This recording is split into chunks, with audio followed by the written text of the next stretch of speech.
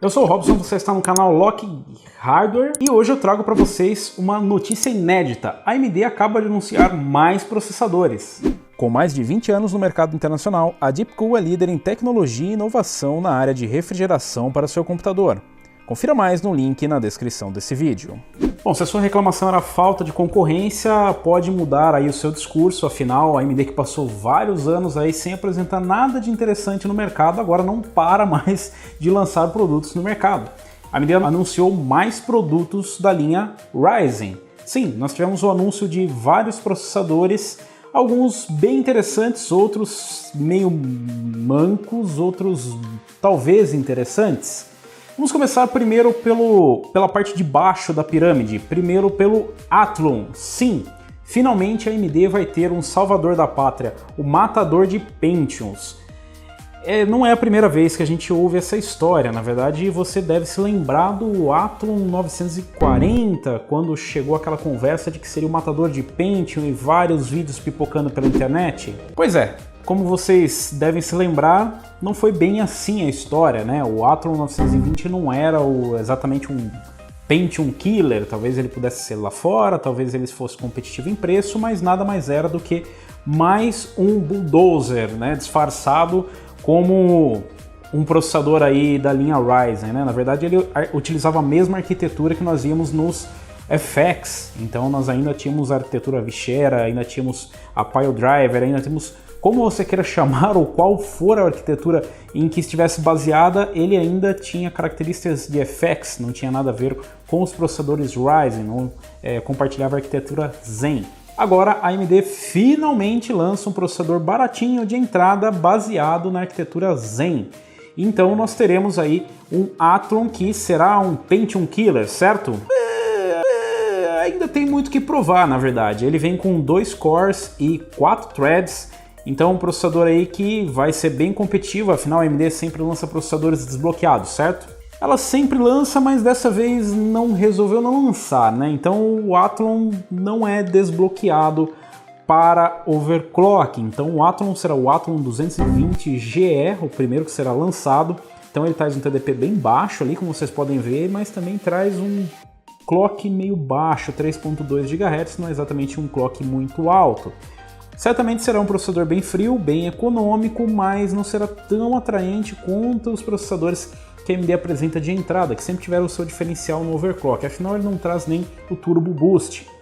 Ele não traz exatamente esse benefício que na segunda geração do Ryzen chamou tanta atenção nos outros processadores da linha, que automaticamente acaba elevando o seu desempenho e trazendo ali benefícios que você só alcançaria com overclock. O lado bom dessa história é que o Athlon traz núcleos Vega, então nós teremos 3 núcleos Vega, enquanto no Ryzen 3 2200G nós temos 8, por isso Vega 8. Segundo as informações da AMD, esse processador é voltado para entretenimento, para vídeo e para games bem leves em 720p em HD. Então, até que seria um processador interessante, afinal ele tem esse diferencial de ter o vídeo integrado, ou bem mais forte do que da geração anterior, que já era bem forte em relação às suas contrapartes, aos seus concorrentes ali, e ter os núcleos baseados na arquitetura Zen. Todo o restante aí, como vir bloqueado de fábrica e não ter o boost, já não é ali um ponto tão positivo. Como outras características que ele compartilha em relação à segunda geração de processadores Ryzen, é o suporte às memórias, enfim, todas as novas tecnologias que são suportadas pela plataforma AM4 e também compatível com todas as placas-mãe AM4. De repente esse vai ser mesmo uma oportunidade para quem quer montar a sua plataforma e dar vídeo, né? Não ficar com ela parada ali, executar as tarefas e futuramente fazer um upgrade. Também deve ser uma alternativa para quem quer um computador bem básico, muito de entrada para tarefas tanto no escritório quanto tarefas do dia a dia, quem realmente não precisa de muito poder de processamento e quer apenas uma boa pechincha. Custando $55 lá fora, só Deus sabe quanto ele vai chegar custando aqui no Brasil, mas como a gente já está acostumado, provavelmente no lançamento ele deve chegar com um preço pouquíssimo competitivo e resta saber se ele vai realmente colar por aqui.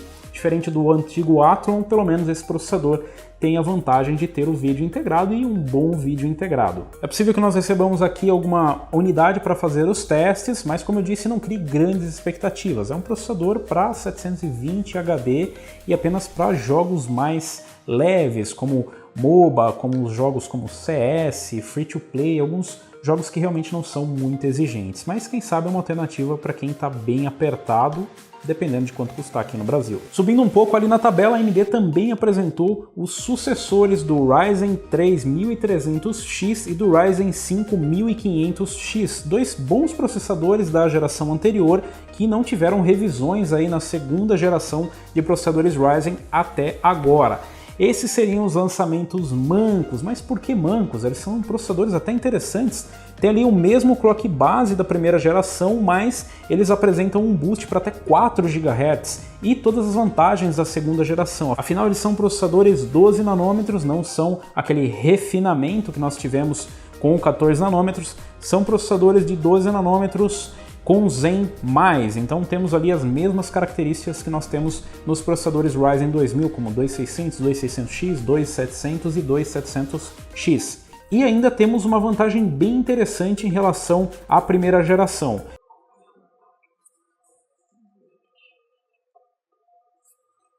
O Ryzen 3 1300X traz uma combinação de 2+2 com 4 cores e 4 threads, enquanto que o Ryzen 5 1500X traz uma combinação de 2+2 com 4 cores e 8 threads com SMT ativado.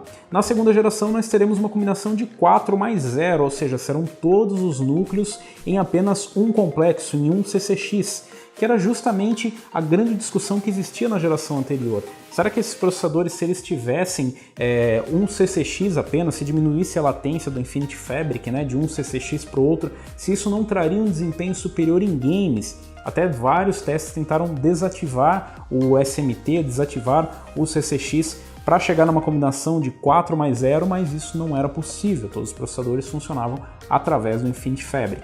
E nessa geração nós temos ali um 4+0. Agora, como isso vai influenciar no desempenho em games é o que nós vamos saber somente com testes. Claro que nem tudo isso vem de graça, com essa divisão de apenas 4+0 pede-se o acesso ali ao cache L3 e dos 16 MB temos apenas 8 MB no cache L3 para esses processadores. Bem interessante o lançamento, mas por que manco? Por que manco esses processadores? Tudo que você falou até agora é bem interessante, o mesmo TDP e tal, o mesmo clock. Qual o problema? O problema é que a AMD simplesmente não vai incluir cooler.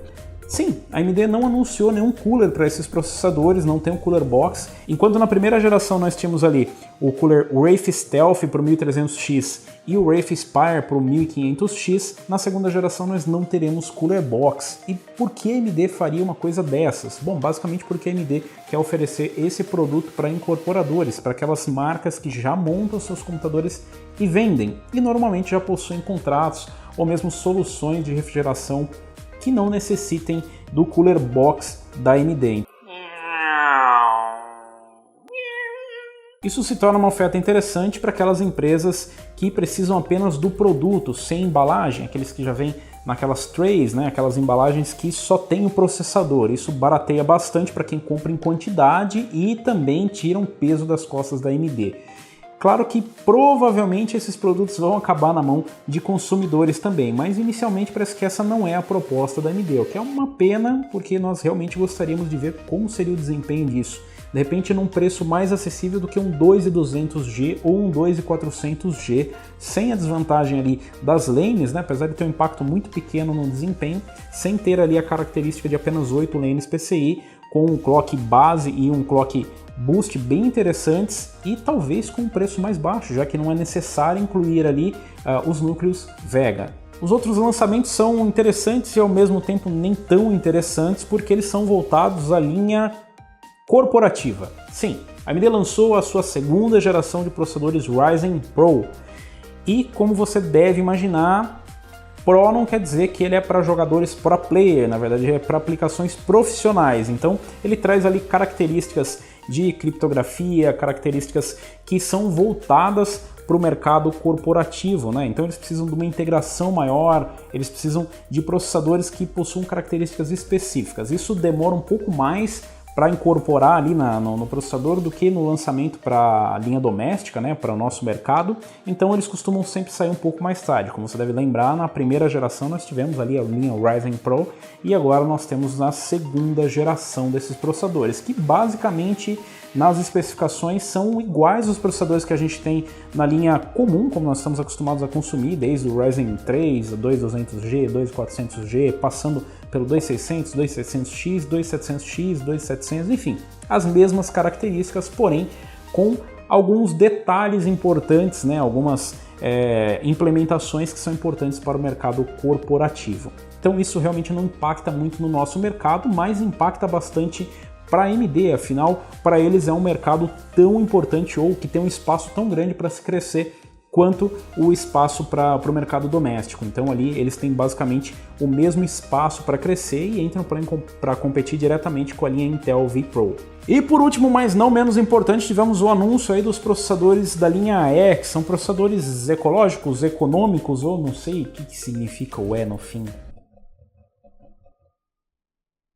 São processadores com maior eficiência energética, têm um TDP mais baixo e compartilham as mesmas características dos processadores como o Ryzen 7 2700E, que é um processador com 8 cores, 16 threads, a mesma quantidade de cache, as mesmas tecnologias, as melhorias que nós tivemos aí com o Zen Plus, utilizando também a litografia de 12 nanômetros, mas ele não compartilha ali o Precision Boost Overdrive, então ele traz um clock estoque e boost um pouco mais baixo, né, para poder manter esse TDP, manter temperaturas mais baixas, manter um consumo mais baixo. E, na verdade, ele não tem o Precision Boost Overdrive, que seria aquele overclock além do overclock, um overclock automático que aumentaria o TDP e exploraria aí, justamente esse espaço que ele teria para administrar clocks mais altos e aproveitar esse espaço que ele tem dentro do limite do chip, né, dentro do limite de operação. Então, rachadores. Então são processadores bem interessantes, com TDP mais baixo, com uma alta contagem de núcleos, todas as características aí da segunda geração de processadores Ryzen, mas servem para quê? Bom, basicamente eles servem também para quem quer incorporar esses processadores em linhas com que precisam de uma maior eficiência energética e uma menor dissipação térmica. Por exemplo, aqueles sistemas compactos, então aqueles cases ITX, aqueles projetos ultra compactos, né, que precisam de processadores com alto desempenho e com um baixo consumo. Nós vimos até algumas implementações interessantes de processadores Ryzen em notebooks. Ah, claro, processadores da linha mobile, não, processadores Ryzen mesmo, o mesmo processador que você tem em desktop. Então, estou bem curioso para ver o que os fabricantes vão aprontar com esses processadores com uma eficiência energética maior, com uma dissipação de calor bem menor do que as suas contrapartes aí que são desbloqueadas e que possuem um clock mais alto. Então, vários anúncios por parte da AMD, ainda não é a segunda geração de processadores Zen, não é o Zen 2 ainda, é Zen Plus, Zen+. Então nós ainda temos algum caminho até os processadores de 7 nanômetros, como alguns já praticamente dão como certo para esse ano. Eu realmente espero que isso só aconteça no próximo ano, até porque nós temos ainda alguns modelos dessa geração que sequer foram anunciados, como esses processadores de entrada da linha Athlon. Mas eu quero saber de você, o que você acha dos novos anúncios dos processadores? Vocês acham que vai mexer com o mercado? Será que teremos mais alguma sacudida aí em relação aos preços e à competitividade? Assim como eu, vocês ficaram interessados no Ryzen 3 2300X e no Ryzen 5 2500X? Será que serão boas opções para games? Teremos uma latência menor, algum ganho de desempenho? Deixa aí nos comentários, eu quero saber a sua opinião, a sua sugestão para mais vídeos aqui no canal. Se você gostou, se você curtiu, deixa um like. Se você ainda não é inscrito no canal, inscreva-se no canal, clica no sininho para receber as notificações de novos vídeos. E nós nos vemos por aqui. Valeu, falou e até a próxima!